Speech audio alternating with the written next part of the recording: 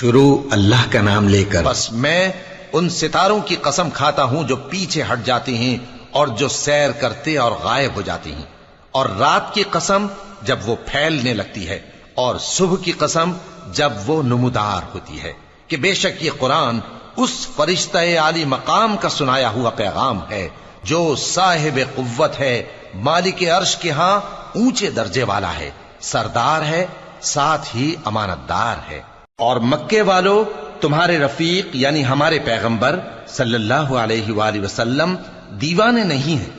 اور بے شک انہوں نے اس فرشتے کو آسمان کے کھلے کنارے پر دیکھا ہے، اور وہ غیب کی باتوں کے ظاہر کرنے میں بخیل نہیں، اور یہ کسی شیطان مردود کا کلام نہیں ہے۔ پھر تم لوگ کدھر جا رہے ہو؟ یہ قرآن تو تمام جہانوں کے لیے نصیحت ہے،